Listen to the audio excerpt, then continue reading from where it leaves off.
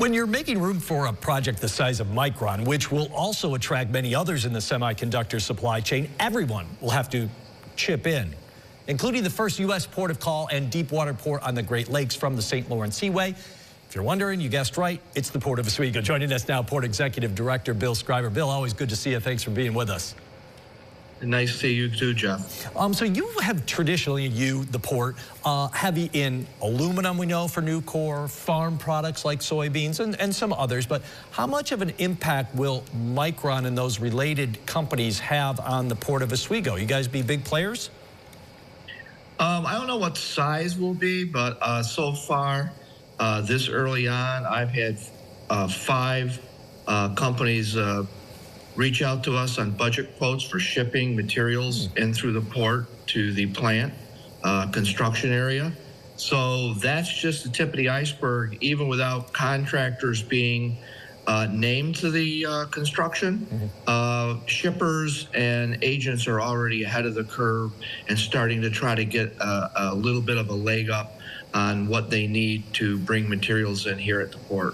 The port was just awarded $11.25 million, I think it was, roughly, dollar grant for a climate-controlled warehouse. What is the plan for that? Who might use it? Does that relate to that semiconductor industry? Yes. Yeah, well, I'm glad you brought that up. We want to thank Senator Schumer for all his hard work helping obtain that grant. But first, let me say it's going to be the most unique warehousing facility on the Great Lakes, if not all New York.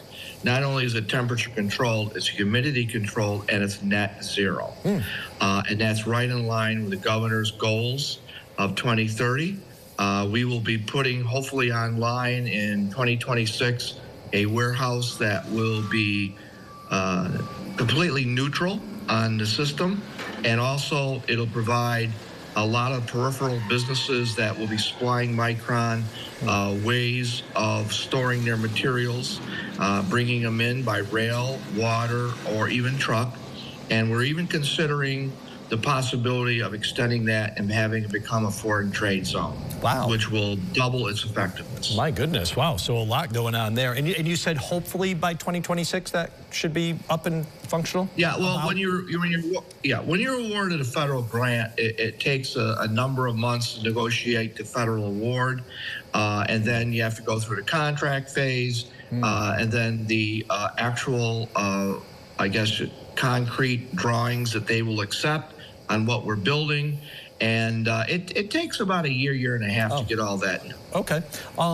You have been continually adding and growing the Port of Oswego in your time there. What else you have going on up there? What's in the works? Well, I just kind of added up. We're just shy of $50 million over the last 6 years I've been here in improvements. Next year, we have a new rail yard that'll be starting. In fact, I just talked to the engineers today about test boring for it. We brought in, as you know, a brand new grain customer, DeLong, out of Wisconsin. They're utilizing the grain facility at such a volume.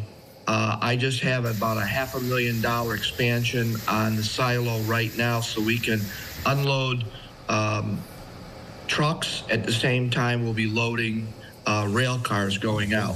Wow. And we also have a $2.6 million grant, which I won't be around for, but I've signed a contract for a new ship loader that'll double our loading capacity for ships at the port for grain. Yeah, so you don't have enough time. Yeah. You don't have enough time, Jeff. If you want the whole list, I could email you. Well, here's what we're going to do, because we are running out of time. You are retiring at the end of the year. That's what you were referencing there. So let's not make this our last conversation. Let's get caught up, and hopefully at that point, too, you'll be pretty much almost at the end of the shipping season, which very quickly has been very good this year.